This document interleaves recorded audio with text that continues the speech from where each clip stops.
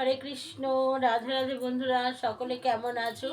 আশা করছি সকলে খুব ভালো আছো। আমিও গোবিন্দের কৃপায় ভালোই আছি। তো বন্ধুরা, সামনেই আসতে চলেছে আমাদের চৈত্র মাসের কৃষ্ণপক্ষের একাদশী। তো এই একাদশী কবে পড়েছে? এই একাদশী পড়েছে হচ্ছে 29শে চৈত্র, 13ই এপ্রিল সোমবার, কৃষ্ণ একাদশী অর্থাৎ বুরুথুনি একাদশীর উপবাস। এই একাদশীর পালনের সময় হচ্ছে 30শে চৈত্র, 14ই এপ্রিল মঙ্গলবার। একাদশী পালনের সময় সকাল 6টা 57 মিনিট থেকে 9টা 30 মিনিটের মধ্যে। এই দিন কিন্তু আবার এই চৈত্র সংক্রান্তি পড়ছে। এই একাদশীটা কিন্তু বৈশাখ মাসে পড়ে, বুরুথুনি একাদশী, কিন্তু এবার চান্দ্রপঞ্জিকা অনুযায়ী এটা চৈত্র মাসে চলে এসছে। তো যাই হোক, এই চৈত্র মাসের সংক্রান্তির দিন অর্থাৎ দ্বাদশীর দিন থেকে কিন্তু আবার তুলসী শালগ্রামে জলধারা প্রদান, তুলসীতে জল প্রদান করতে হবে। আমরা ঝরাটা নিয়ে অবশ্যই তুলসী গাছে জল প্রদান করব। তো এবার আমরা একাদশীর মাহাত্ম্য কথাটা শ্রবণ করে নিই। বৈশাখ মাসের কৃষ্ণপক্ষিয়া বুরুথুনি একাদশীর ব্রত ভবিষ্যতের পুরাণে যুধিষ্ঠির শ্রীকৃষ্ণ সংবাদে বর্ণনা করা হয়েছে। যুধিষ্ঠির মহারাজ শ্রীকৃষ্ণকে বললেন, হে বাসুদেব, আপনাকে প্রণাম। বৈশাখ মাসের কৃষ্ণপক্ষের একাদশী কী নামে প্রসিদ্ধ এবং তার মহিমাই বা কী, তা কৃপা করে আমাকে বলুন। শ্রীকৃষ্ণ বললেন, হে রাজন, ইহলোকে ও পরলোকে বৈশাখ মাসের কৃষ্ণপক্ষিয়া একাদশী বুরুথুনি নামে বিখ্যাত। এই ব্রত পালনে সর্বদা সুখ লাভ হয়, পাপ ক্ষয় ও সৌভাগ্য প্রাপ্তি ঘটে। দুর্ভাগা স্ত্রীলোক এই ব্রত পালনে সর্ব সৌভাগ্য লাভ করে থাকে, সৌভাগ্য প্রাপ্তি হয়। ভক্তি ও মুক্তি প্রদানকারী এই ব্রত সর্বপাপ হরণ এবং গর্ভবাস যন্ত্রণা বিনাশ করে। গর্ভবাস যন্ত্রণা অর্থাৎ আমরা যে মাতৃ জঠরে গর্ভে বাস করি 9 মাস, সেই গর্ভ যন্ত্রণা থেকে আমাদের মুক্ত করে, অর্থাৎ আমাদেরকে আর পৃথিবীতে আসা যাওয়া করতে হবে না। পৃথিবীতে যদি না আসি তাহলে কি আর গর্ভ যন্ত্রণা ভোগ করতে হবে? হবে না। তাহলে আমাদের এই পৃথিবীতে আসা যাওয়া বন্ধ হয়ে আমরা ভগবানের চিন্ময় পদপ্রাপ্তি হব। এই ব্রত প্রভাবে মান্ধাত্তা, ধুন্ধুমার আদি রাজারা দিব্যধাম লাভ করেছে। এমনকি মহাদেব শিবও এই ব্রত পালন করেছিলেন। 10,000 বৎসর তপস্যার ফল কেবলমাত্র এক বুরুথুনি ব্রত পালনে লাভ হয়। যে শ্রদ্ধাবান ব্যক্তি এই ব্রত পালন করেন তিনি ইহলোক পরলোকে সমস্ত প্রকার ইহলোক ও পরলোকে সমস্ত প্রকার বাঞ্ছিত ফল লাভ করেন। যে যেটা আশা করে সেই ফল লাভ করেন। হে নৃপ শ্রেষ্ঠ,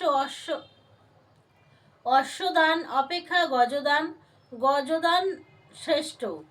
অশ্বদান অপেক্ষা গজদান শ্রেষ্ঠ। গজদান থেকে ভূমিদান শ্রেষ্ঠ।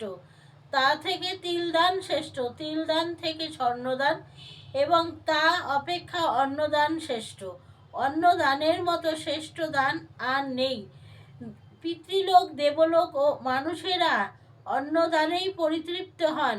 পণ্ডিতেরা কন্যাদানকে অন্নদানের সমান বলে থাকেন। স্বয়ং ভগবান গোদানকে অন্নদানের সমান বলেছেন। আবার এই সমস্ত প্রকার দান থেকেও বিদ্যাদান শ্রেষ্ঠ। কিন্তু এই বুরুথুনি ব্রত পালনে এই বিদ্যাদানের সমান ফল লাভ হয়ে থাকে। পাপমতী যেসব মানুষ কন্যার উপার্জিত অর্থে জীবন ধারণ করে, পুণ্যক্ষয়ে তাদের নরক যাতনা ভোগ করতে হয়। তাই কখনো কন্যার উপার্জিত অর্থ গ্রহণ করা উচিত নয়। যে ব্যক্তি বিভিন্ন স্বর্ণালঙ্কার সহ কন্যাদান করেন তার পুণ্যের হিসাব স্বয়ং চিত্রগুপ্ত করতে অসমর্থ হন। কিন্তু এই বুরুথুনি ব্রত পালনকারী কন্যাদান থেকেও বেশি ফল লাভ করে। ব্রতকারী ব্যক্তি দশমীর দিনে কাঁসার পাত্রে ভোজন, মাংস, মসুর ডাল, ছোলা, শাক, মধু, অন্যের প্রদত্ত অন্ন গ্রহণ, 2বার আহার ও মৈথুন পরিত্যাগ করবে। দুধ, ক্রীড়া, নেশাজাতীয় দ্রব্য, দিবা নিদ্রা, পরনিন্দা, পরচর্চা, প্রতারণা, চুরি, হিংসা, মৈথুন, ক্রোধ ও মিথ্যা বাক্য একাদশীর দিনে বর্জনীয়। কাঁসার পাত্রে ভোজন, মাংস, মসুর, মধু, তেল, মিথ্যা ভাষণ, ব্যায়াম, 2বার আহার এবং মৈথুন এসব দ্বাদশীর দিনেও পরিত্যাজ্য। হে রাজন, এই বিধি অনুসারে বরুথনী ব্রত পালনে সকল প্রকার পাপের বিনাশ এবং অক্ষয় গতি লাভ হয়। যিনি হরিবাসরে রাত্রি জাগরণ করে ভগবান জনার্দনের পূজা করেন তিনি সর্বপাপ মুক্ত হয়ে পরম গতি লাভ করেন।